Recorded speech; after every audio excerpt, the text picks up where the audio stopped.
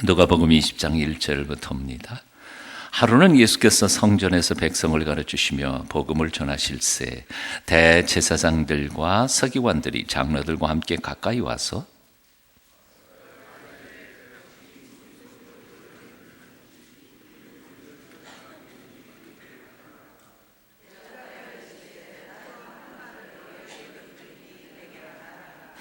요한의 세례가 하늘로부터냐 사람으로부터 오냐?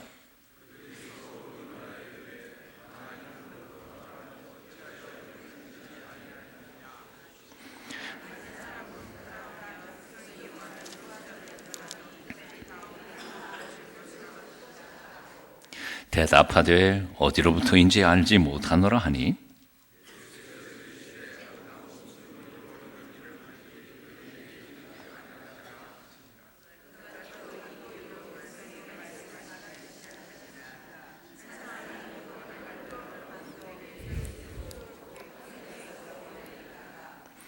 때가 이르매 포도원 소출을 얼마를 바치게 하려고 한 종을 농부들에게 보내니 농부들이 종을 몹시 때리고 거저 보내었거늘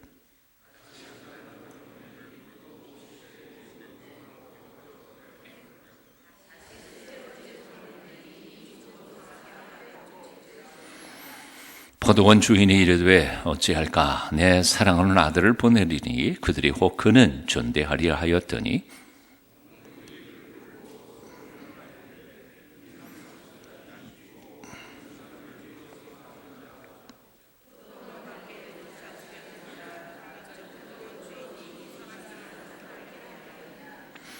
와서 그 농부들을 진멸하고 포도원을 다른 사람들에게 주리라 하시니 사람들이 듣고 이르되 그렇게 되지 말아지어다 하거늘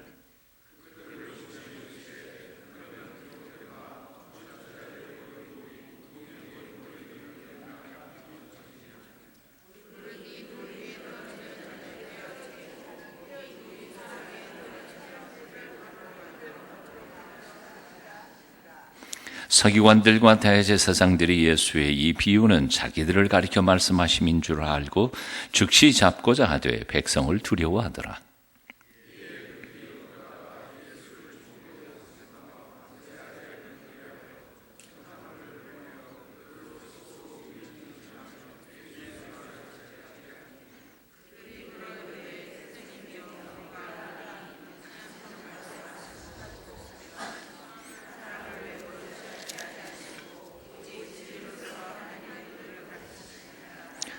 우리가 가이사에게 세를 바치는 것이 옳으니까 옳지 않으니까 하니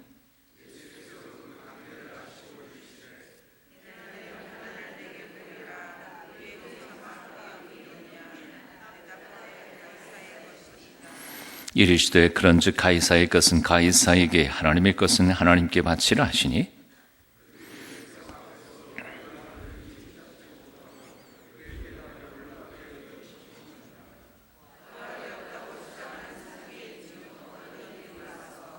물어 이르되 선생님이여 모세가 우리에게 주기를 만일 어떤 사람이 형이 아내를 두고 자식이 없이 죽으면 그 동생이 그 아내를 취하여 형을 위하여 상속자를 세울지니라 하였나이다.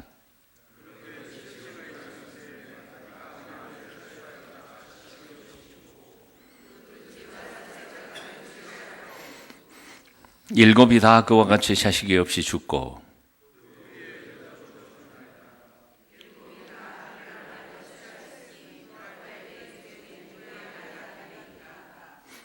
예수께서 이르시되 이 세상의 자녀들은 장가도 가고 시집도 가되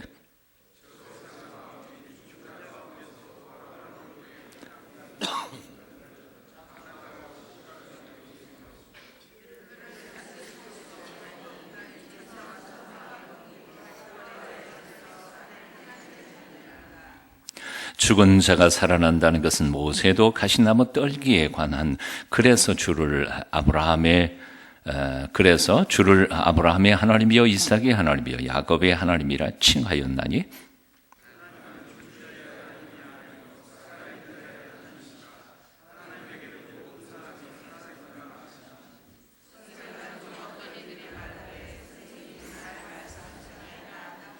그들은 아무것도 감히 더 물을 수 없음이더라.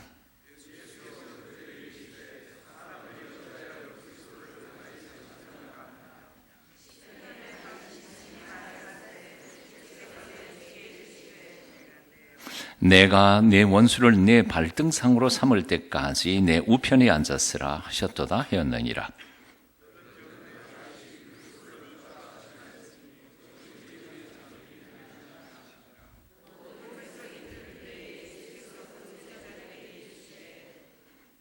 함께 읽습니다. 46절 47절 시작. 긴 옷을 입고 다니는 것을 원하며 시장에서 문안받는 것과 회당의 높은 자리와 전체의 윗자리를 좋아하는 서기관들을 삼가라.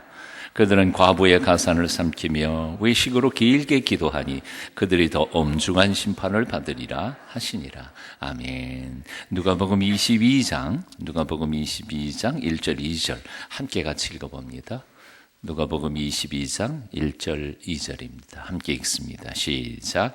유월절이라 하는 무교절이 다가오며 대제사장들과 서기관들이 예수를 무슨 방도로 죽일까 궁리하니 이는 그들이 백성을 두려워함이더라. 아멘.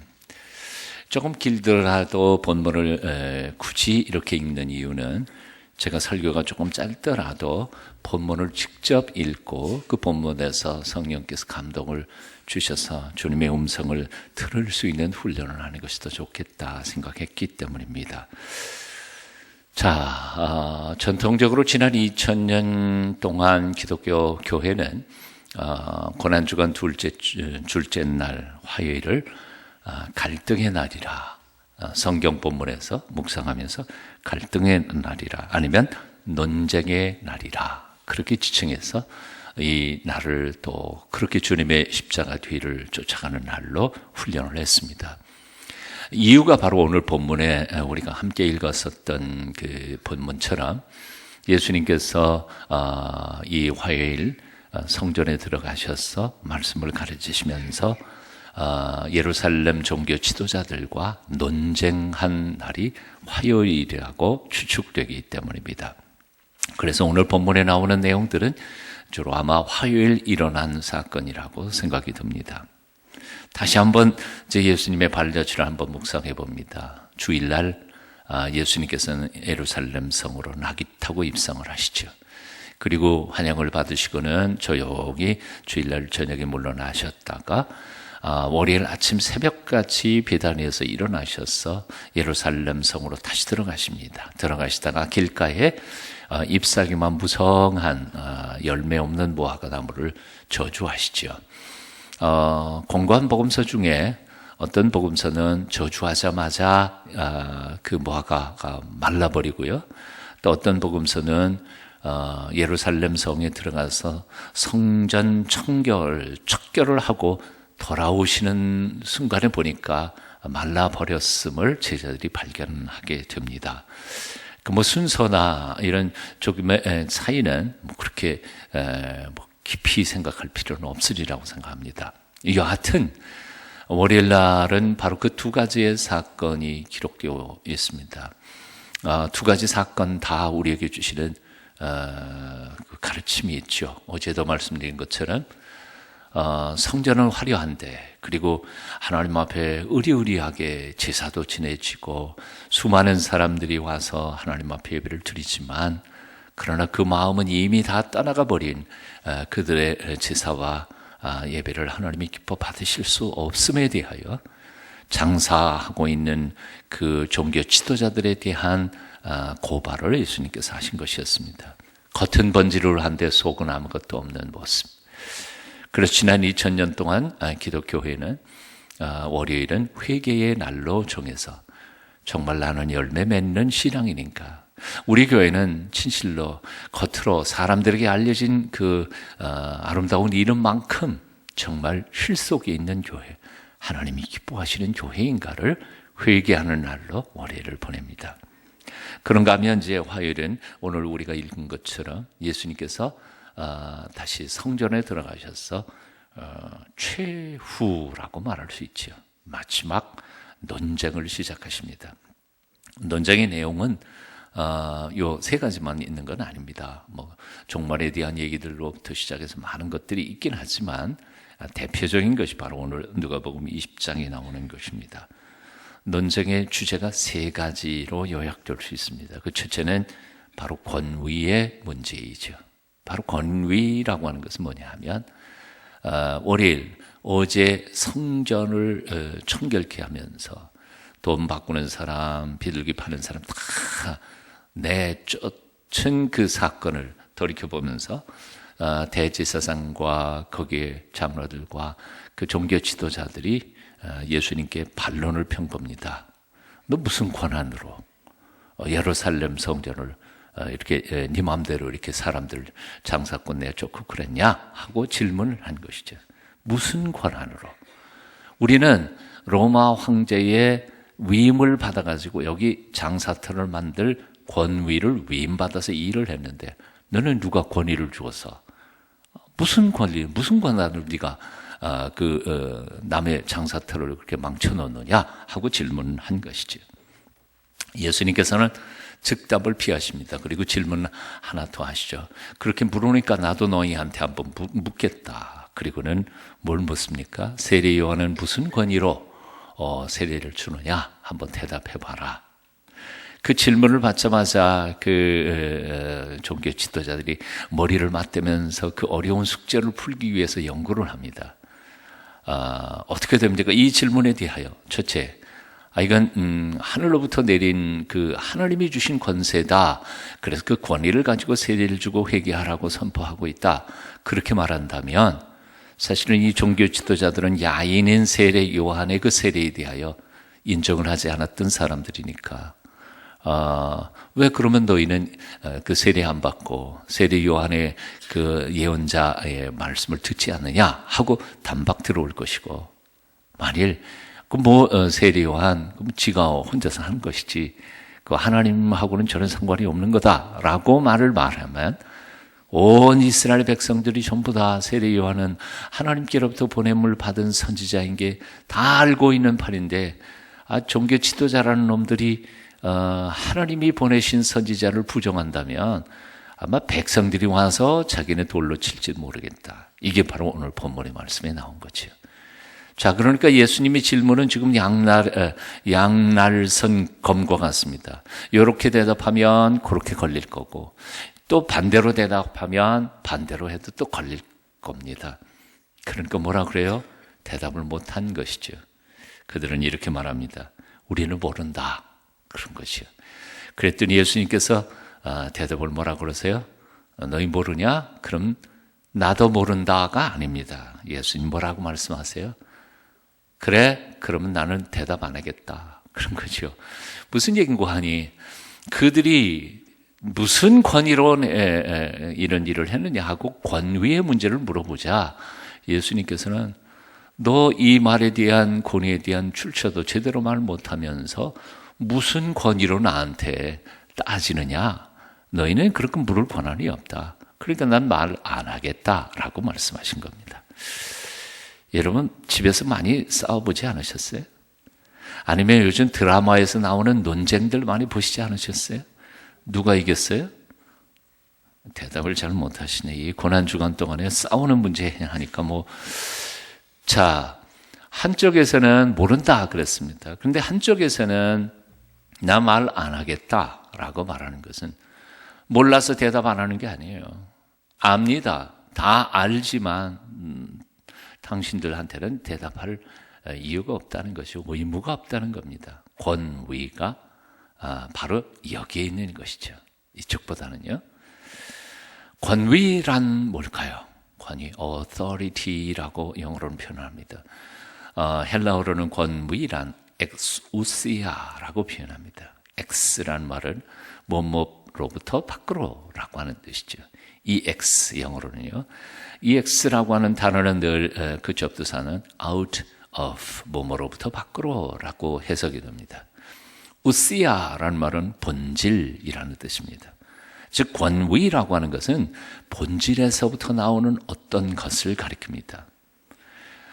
흔히 우리는 권위 그러면 탁 하고 목에 딱 홀리 보이스를 가지고 걷는 것도 2초에 한 발짝씩 천천히 이렇게 내는 걸 권위라고 생각하는 경향인데 그건 권위의 흉내는 낼지 몰라도 그건 진정한 권위는 아닙니다. 권위라고 하는 것은 외형이 아니라 뭔가 그 속에 있는 속에서부터 나오는 겁니다. 부드러운 데에도 불구하고 뭔가 그 속에 있는 것. 예수님께서는 권위 있는 분이셨습니다. 그래서 마태복음 보면 그의 가르침은 권세가 있었다라고 표현했습니다. 그리고 심지어는 이렇게 표현합니다. 다른 그 율법 선생님들이나 혹은 제사장들이나 그런 사람들과는 차원이 다른 권세가 그의 가르침에는 있었다. 그럴 수밖에 없는 거죠. 왜요? 예수님은 사람 되어 오신 하나님 자신이시니까요. 이 성경 교사들은 모세로부터 물려받은 율법을 해석해서 가르치는 사람이지만 예수님께서는 모세에게 그 율법을 주시는 하나님이시니까 야, 본래 내가 그런 뜻으로 말한 거 아니다. 그런데 모세가 이상하게 해석해가지고 너희한테 물려준 거지. 그리고 모세한테 물려받은 것을 너희 놈들이 자꾸 삐딱하게 해석해서 그렇게 해석한 거지. 본래 내 뜻은 그게 아니다. 나는 너희에게 이르노니 라고 말씀하시니까 그분이 권위가 있는 분 아니겠어요? 여하튼 권위의 문제에 관해서는 1차 종교 지도자들과 예수님과의 대립에서 예수님께서 이기셨습니다. 1대 0입니다. 두 번째, 이렇게 하다가 보면 오늘 아침 밤새야 될 것 같은데, 아침엔 밤새는 게 아니죠. 점심까지 해야 될 것 같은데, 빨리 정리하겠습니다. 할 얘기는 많지만 두 번째는 납세의 문제입니다. 자, 이건 아마도 이들 배후에는 헤롯 당원들이 숨어 있었을 것이라고 생각합니다. 다른 그 공관복음의 다른 복음서에 보면 헤롯 당원들 얘기가 나오기도 합니다. 헤롯 당원들은 본래 그 로마 황제 배후에 있었던, 그리고 그 로마 황제가 두돈해주고 밀어주던 정치인들 중에 한 사람이었으니까 그들이 와서 아주 묘하게 묻습니다. 자, 그들에게 2000년 전에 이스라엘 백성들에게 가장 심각하고 복잡한 문제가 하나가 있었습니다. 그래서 뭔가 하니 예루살렘 성전에 성전세 내는 거 하고요. 그 다음에 가이사에게 납세, 세금 내는 거예요. 본래 로마가 이스라엘을 점령하기 전까지는 하나님 앞에 성전세만 내면 됐습니다. 그런데 지금 이중 납세를 하고 있는 것이죠. 그러니까 애국자들 중에 몇 사람은 가이사에게 납세할 필요 없다. 지들이 뭘 했냐. 하나님은 우리에게 은총을 주시고 복을 주시지만. 그래서 성전세만 내고 가이사에게 세금은 안 내도 된다. 이것이 바로 독립투사들이라 아니면 보통 그 민족주의자들의 표현이었습니다. 그러나 헤롯 당원이라 아무래도 로마 정부와 관계가 있는 사람들 또는 거기에서 뭔가를 빌붙어서 힘을 얻고 있는 대제사장들 같은 사람들이야 내야 된다고 생각한 것이죠. 그래서 죽어나는 사람은 백성들밖에는 없었던 겁니다. 그들이 와서 아주 여기 오늘 보면 그야말로 예수님을 극찬을 하면서 그러나 속에 가시를 담고 질문을 내던집니다. 자, 가이사에게 세금을 바치는 게 옳습니까? 옳지 않습니까? 예수님께서 만일 바쳐라 그런다면 민족주의자들, 보수주의자들 그리고 애국심에 불타는 군중들에 의해서 아마 예수 선생이 우리를 생각하고 그리고 하나님의 말씀으로 우리를 변화시키시고 우리에게 복 주시기 위해 오신 분인 줄 알았더니 거꾸로 로마 황제에게 빌붙은 매국노 아닌가? 그러면 군중들에서부터 딸려날 것이고 만일 가이사에게 세금 바치지 마라 그러면 득달같이 로마 총독에게 가가지고 이 사람이 당신네 세금 바치지 말라고 민중에게 선동을 했어. 그럼 잡혀갈 테 로마법으로 잡힐 테고 둘 중에 다 걸릴 거 아닙니까? 예수님께서는 또 지혜롭게 대답하십니다. 데나리온 하나 가져와 보라. 데나리온 가져왔을 때 여기 있는 그 화상, 얼굴이 누구 화상이냐? 가이사. 그때 당시에 요즘은 이 국경선도 있고 이 검문소도 있고 그렇지 않아요?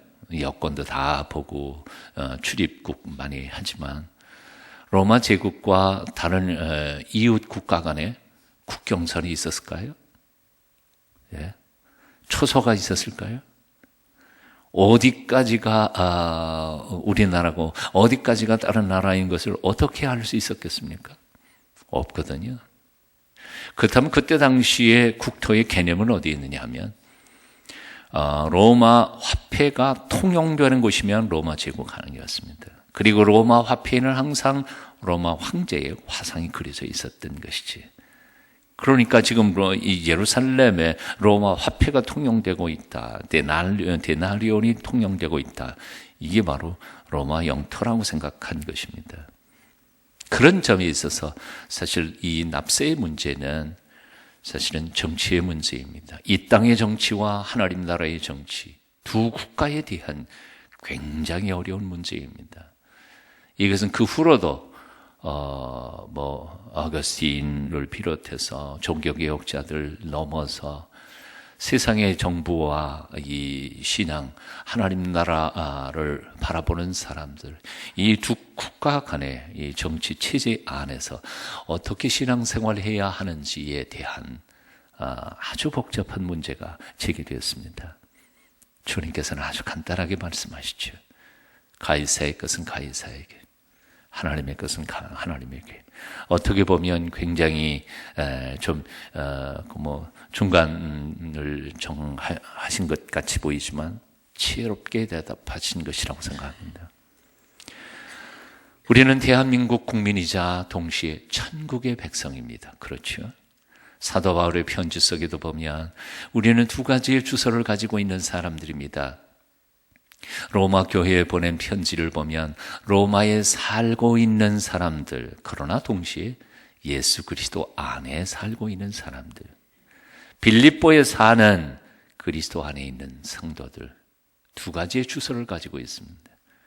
여권이 두 개예요. 우리는 대한민국 여권과 천국 여권 두 개 다 가지고 있습니다. 그럼 대한민국 떠나서 우리가 살 수 있어요? 그럴 수는 없어요. 그렇다고 천국 떠나서 살 수 있어요? 없어요. 두 국가에 대하여 우리는 충성을 다해야 하는 사람들입니다. 지혜죠. 26절에 보면 그들이 다 놀랍게 여겨 침묵하니라 할 말을 잃어버렸습니다. 마지막 세 번째 논쟁이 시작됩니다. 부활에 대한 겁니다. 사두개파 사람들은 아시는 것처럼 첫날 얘기를 들었을 거예요. 사독의 후손들이라 제사장들이라 말하지만 사실은 그건 다 일리가 근거가 없는 얘기고요. 이 사람들은 죽은 자의 부활도 없고 천사도 없고 천국도 없고 죽은 다음에 내세도 없고 오직 현실만 있다고 생각하는 사람들. 그래서 그들은 주장을 하는 것이죠. 자, 있을 가능성도 거의 없는 문제를 끄집어내 가지고 가정해서 예수님께 질문합니다. 그때 당시에는 형님이 결혼했는데 아들이 없이 자식이 없이 세상을 떠났다. 그러면 그 형수님에게 그 동생이 결혼해서 아이를 낳고 사실은 자유케 하는 것입니다. 사실은 이건 굉장히 지금 현대 법으로 보면 좀 이상한 것이긴 하지만 그때 당시에는 주로 남자의 노동력에 의해서 경제 활동이 움직여지던 곳이라 과부나 아니면 어린 아이들은 사실 먹고 살기가 힘든 때입니다. 근데 일찍 남편이 죽어버리면 그 남편을 잃은 과부가 홀로 먹고 산다는 것 자체가 불가능한 시절이니까 그래서 사실은 이건 복지의 문제를 책임지라는 태도였습니다. 여하튼 그런 복잡한 얘기고요. 여하튼 그렇게 해서 제일 큰 형수와 자식 없이 후사 없이 죽었습니다. 둘째도 그렇습니다. 셋째 그렇게 7가지가 가지고 형수님 한 분이 7형제와 결혼을 했는데 죽은 다음에 천국에 가면 누구 부인이 되느냐. 굉장히 복잡하죠. 그리고 그럴듯한 것 같죠. 예수님께서 아주 한마디로 말씀하셨습니다. 오늘 누가복음은 굉장히 점잖게 다듬어서 쓰셨습니다. 하지만 마태복음에 보면 이렇게 말씀합니다. 너희가 성경도 모르고 하나님의 능력도 모르면 크게 오해하였도다. 한마디로 쉽게 말하면 이 무식한 놈들. 천국엔 장가 안 가. 결혼도 없어. 무슨 남편 아내가 있겠냐. 그리고 가장 중요한 것은 전능하신 하나님 앞에는 죽은 자도 산 거고 산 자도 죽은 거고, 여호와 하나님은 산자의 하나님이시라는 것을 모르겠냐. 이 뜻을 아시겠습니까? 죽은 자도, 오늘 본문에도 그렇게 말씀하셨어요. 하나님 앞에서는 죽은 자도 산자이다. 하나님께서는 죽은 자도 살려내서 심판하실 수 있는 분 아니세요? 죽은 자라고 딴 존재가 있는 건 아니죠. 전능하신 하나님은 시공간을 초월하신 분이십니다. 현재도 현재이지만 과거도 하나님 앞에는 현재이고요, 미래도 하나님 앞에는 현재라는 것이죠. 우리 인간은 시간을 초월할 수는 없습니다. 시간의 흐름에 그걸 벗어날 수는 없지요. 요즘에 무슨 영화 같은데 보면 우주 공간을 파악해가지고 시간을 초월하는 얘기들이 많이 나오지만 아직까지 인간은 그럴 수는 없습니다. 그러나 하나님은 시간을 초월하신 분이시죠. 그래서 2000년 전 골고다 언덕에서도 하나님은 그 십자가의 사건이 현재적 사건이죠. 지금도 예수님은 십자가 골고다 언덕에서 피를 흘리고 계십니다. 하나님 눈앞에서는 현재입니다. 그래서 오늘 2000년이 지난 지금 우리가 그 십자가의 보혈의 피를 의지하고 기도할 때, 우리는 2000년 전 얘기지만 하나님은 현재적으로 그 핏방울이 우리에게 온전히 뿌려져서 우리를 속죄, 죄를 용서해 주시는 것은 현재적 사건이라는 것이죠. 와, 이 어려운 얘기를 여러분들이 알아들을 수 있을까? 알아들으셨죠? 예. 마지막 세상의 심판대 앞에 우리는 미래이지만 까마득한 하나님에는 그게 현재적 사건이라는 겁니다. 오늘도 하나님에게는 심판하실 수 있는 것이에요. 이게 바로 사실은 헬라적 사고가 아니라 히브리적 사고의 굉장히 뛰어난 사고 중에 하나입니다.